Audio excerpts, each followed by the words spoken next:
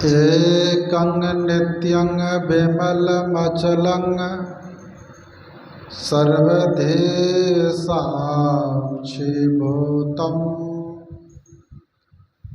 भावातीतं त्रिगुणरहितं सद्गुरुं तं नमामि।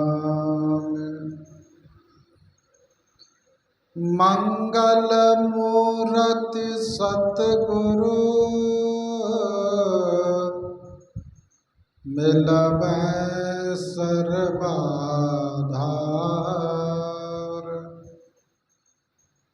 मंगलमय मंगल करना विनवा बारंबार।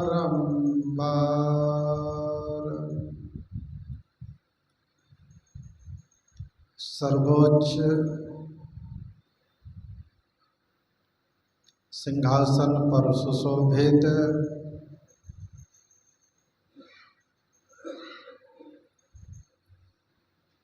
परमाराध्य के त्रैलोक पाद पद्मों में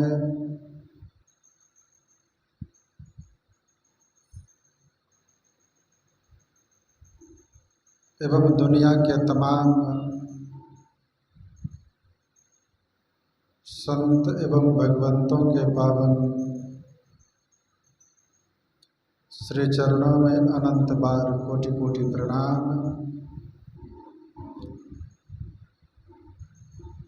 वंदनीय उपस्थित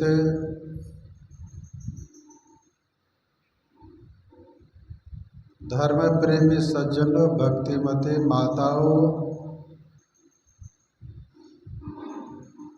एवं करुणामयी बहनों,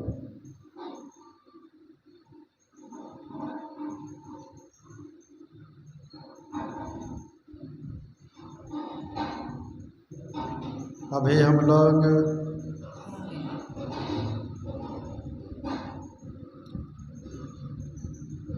श्री रामचरितमानस सारसटिक से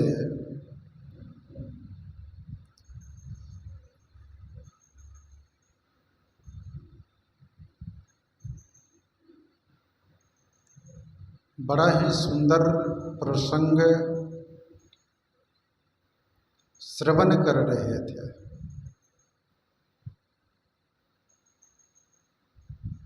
यह प्रसंग वहाँ का है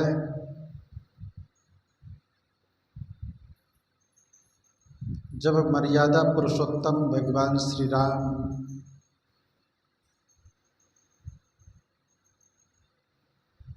वन गए हैं। वन में पत्तों की सैया पर विश्राम कर रहे हैं।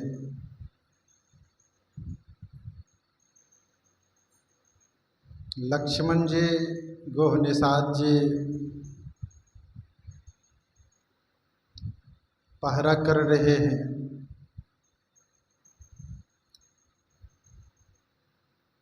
इस दृश्य को देख करके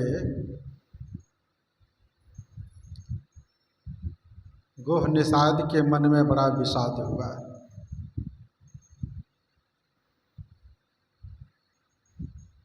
क्या विषाद हुआ?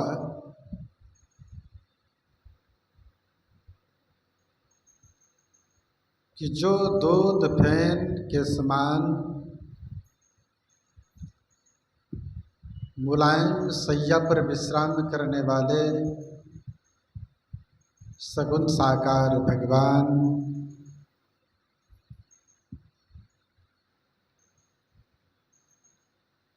आज पत्ते की सैया पर विश्राम कर रहे हैं।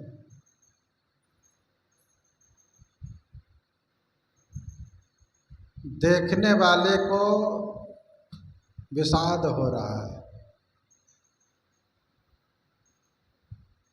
देखने वाले दुखी हो रहे हैं। अब भगवान सैया पर, पत्ते की सैया पर फोप काट रहे हैं।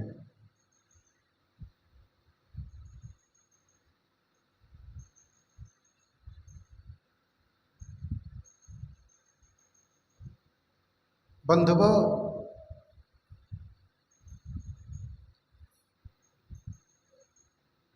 इसी पर लक्ष्मण ने कहा निषाद से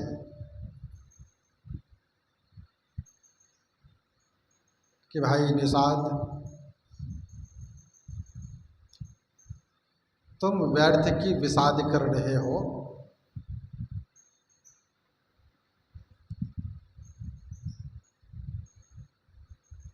बोले लखन मधुर मृदु बानी,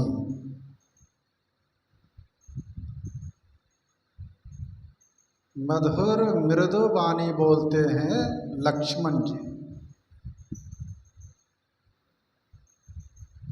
ज्ञान विराग भक्ति रस सानी, ज्ञान विराग भक्ति रस में सनी कोमल मधुर वाणी बोले।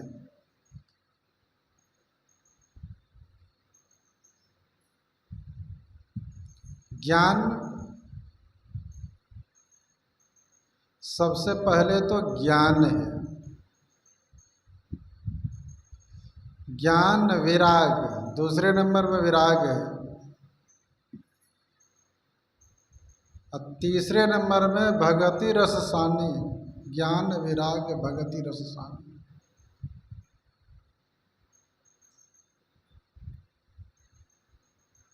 पहला नंबर का जो ज्ञान है,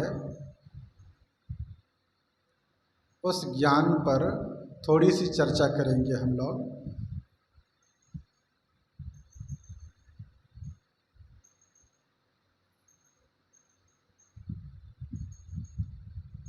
सभी जीव को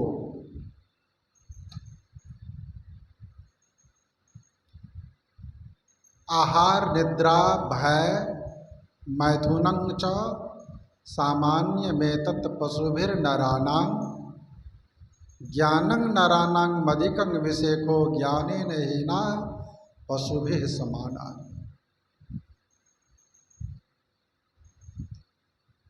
आहार भोजन करने का ज्ञान, निद्रा शयन का ज्ञान, भय डर मैथुन बाल बच्चे उत्पन्न करने का ज्ञान,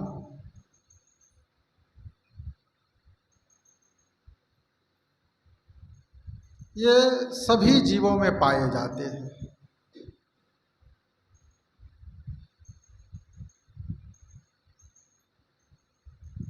ज्ञानं नराणां मदिकं विषेको,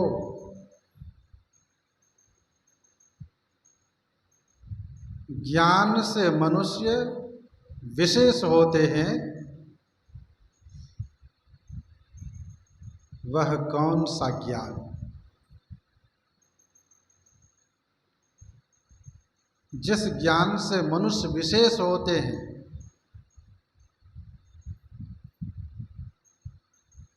उसी ज्ञान से मानव का कल्याण हो सकता है।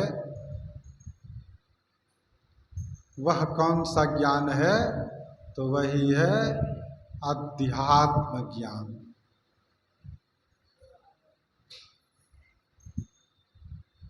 लेकिन हम मानवों को अभी तक में कौन सा ज्ञान है? बिना सद्गुरु के ज्ञान को धारण किए मानव को कौन सा ज्ञान हृदय में बैठा हुआ है? तो वही पशुवत ज्ञान। आहार निद्रा भय मैथुन का ज्ञान जैसे पशु में है, उसी तरह से मनुष्य भी अपने भीतर में बैठा करके है उस ज्ञान को। इस ज्ञान से मानव का कल्याण नहीं हो सकेगा। अगर इसी ज्ञान से कल्याण हो जाता तब तो पशु पक्षियों को भी इस ज्ञान से कल्याण हो जाता, लेकिन ऐसी बात नहीं।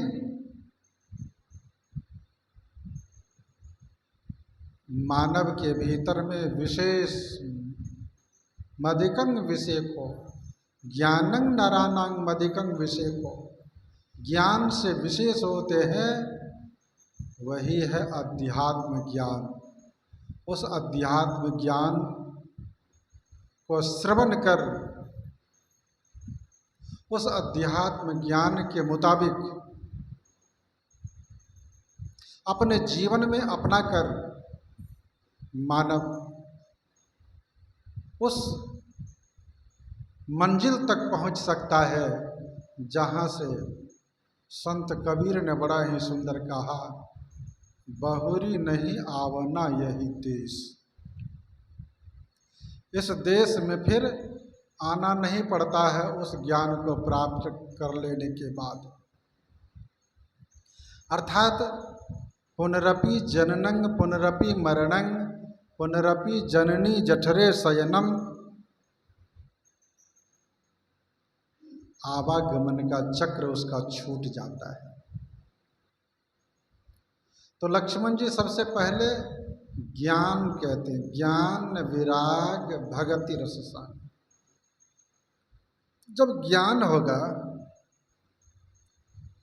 तब ही वैराग्य हो सकता है, तब ही उस प्रभु से अनुराग हो सकता है।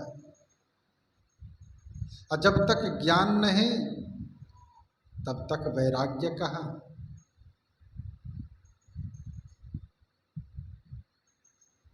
बंधुओं, जैसे छोटे छोटे बच्चे को जब हम ज्ञान दे करके उसको प्रौढ़ कर देते हैं, ज्ञान में आस्था दिला देते हैं, जिस बच्चे को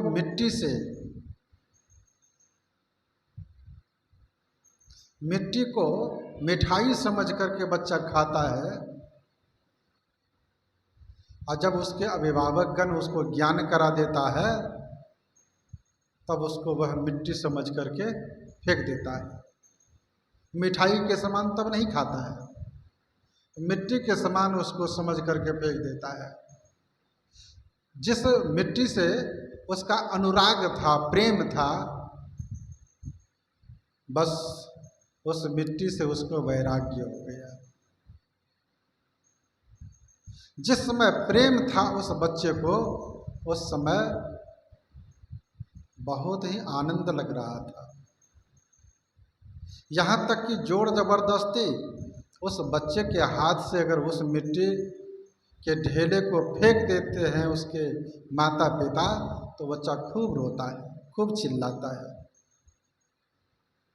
और जब उसको ज्ञान करा दिए, ज्ञान दे दिए कि यह गंदा है,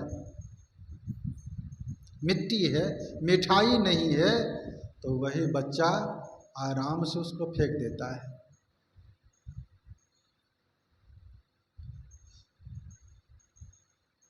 तो संसार से विराग और प्रभु से अनुराग हमारा तब होता है जब संसार की चर्चा, संसार की नश्वरता की चर्चा साधु संत महापुरुष हम भक्तों के बीच करते हैं। और प्रभु के बारे में, प्रभु की जो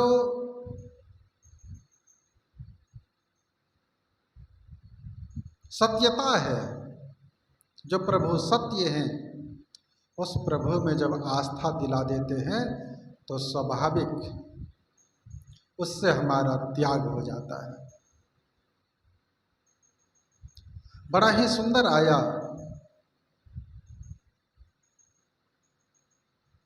जो नर त्यागे वमन करी स्वान स्वाद सुखात।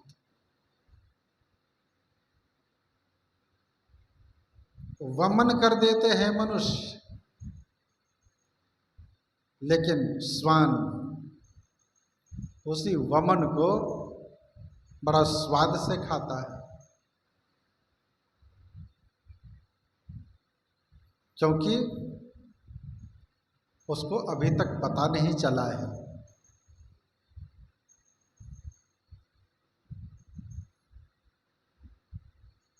उसी तरह से साधु संत महापुरुष जिस सांसारिक भोग विलासों को, क्षणभंगुर सुखों को, क्षणभंगुर जीवन को नश्वर समझ करके त्यागते हैं और उसी को भोग करते हैं, कहते हैं यही आनंद है, यही सुख है। इसीलिए धोखे में पड़ जाते हैं। इसके बाद है ज्ञान, विराग और भक्ति। भक्ति में अलौकिक शक्ति की प्राप्ति होती है, अलौकिक शक्ति।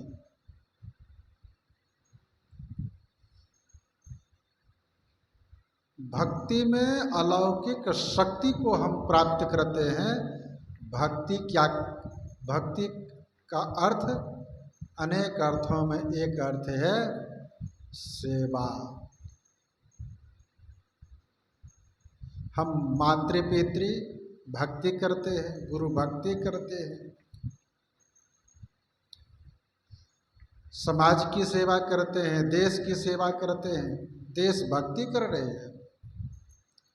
लेकिन उस परमपिता परमात्मा की भक्ति कैसे करें? उस भक्ति को करने के लिए क्या सब त्याज्य है और क्या ग्रहण करने योग्य है, और कौन दुखदायी कर्म है और कौन सुखदायी कर्म है, इन सब बातों की जानकारी संतों की संगति में हम पाते हैं। और जो त्याज्य वस्तु है उसमें अगर हम अनुराग करते हैं तो वही हमारे जीवन के लिए सुखदायी नहीं दुखदायी बन जाता है। संतों ने बड़ा ही सुंदर कहा, बस वही कर्म फल के रूप में हमारे आपके जीवन के सामने चले आते हैं। सुन रहे थे हम लोग, बोले लखन मधुर मृदु बानी, ज्ञान विराग भगति रससानी। काहुन को सुख दुख कर दाता, निजकृत कर्म भोग सुनु भ्राता।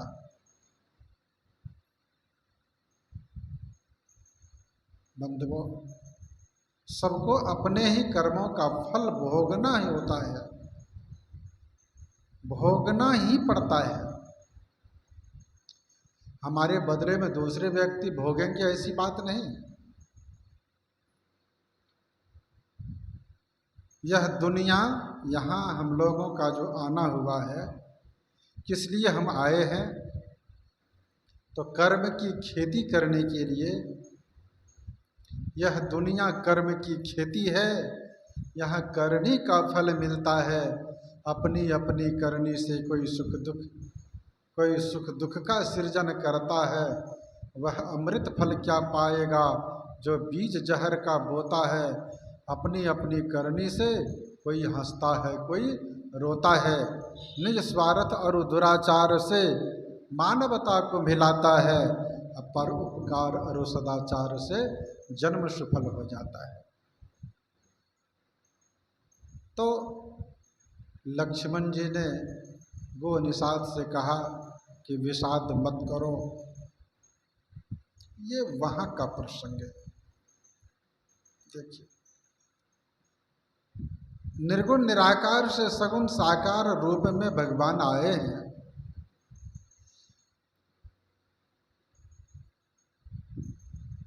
और उनको वन जाने की क्या जरूरत, कोई जरूरत तो नहीं थी।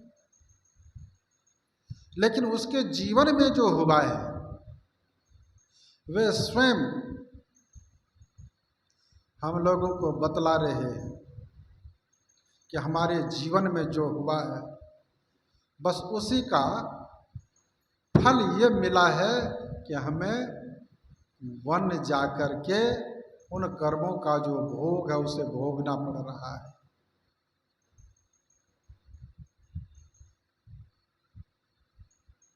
नारद जी महाराज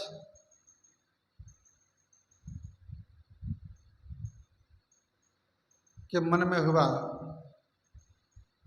शादी करने की इच्छा हुई, विश्व मोहिनी का वरण करने के लिए मन में इच्छा जगी। बड़ा ही सुंदर आया और भगवान विष्णु से जाकर के वरदान मांगे कि हमको अपना ही जैसा शरीर दीजिए, सब कुछ दीजिए, आशीर्वाद भी दीजिए कि विश्व मोहिनी हमको वरण कर ले। देखिए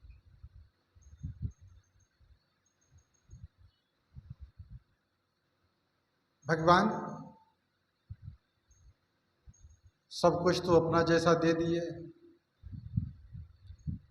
लेकिन मुखमंडल अपना जैसा नहीं दिए। नारद जी सभी राजकुमारों के बीच ये भी जाकर के बैठ गए, लेकिन विश्व मोहिनी उसको माला नहीं पहनाती है। इधर उधर उचक उचक करके देखे कि कहीं विश्व मोहिनी हमको देख रही है कि नहीं देख रही है। विश्व मोहिनी को दिखाने के लिए इस कोने से उस कोने, उस कोने से उस कोने जाते थे, लेकिन विश्व मोहिनी घूमती फिरती भगवान विष्णु के गले में माला पहना। उसी समय बहुत ज्यादा क्रोध हुआ, सापा सापी शुरू कर दिए।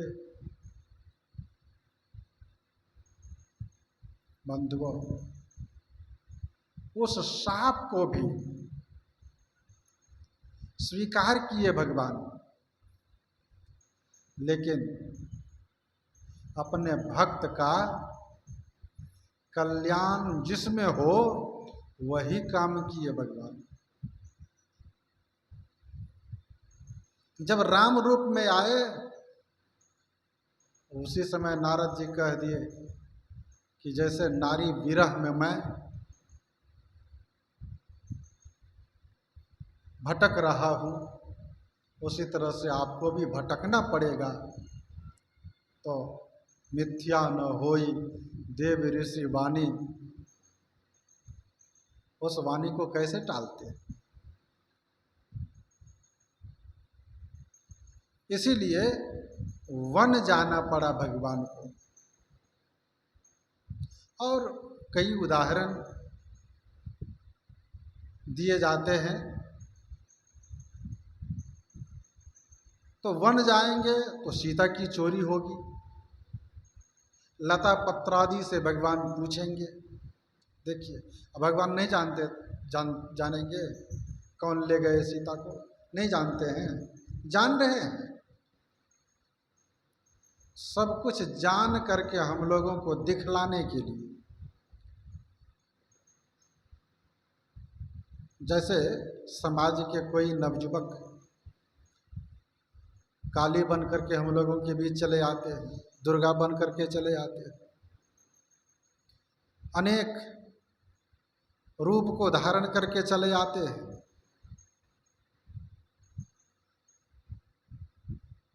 अनेक कष्टों को सहन करते हैं।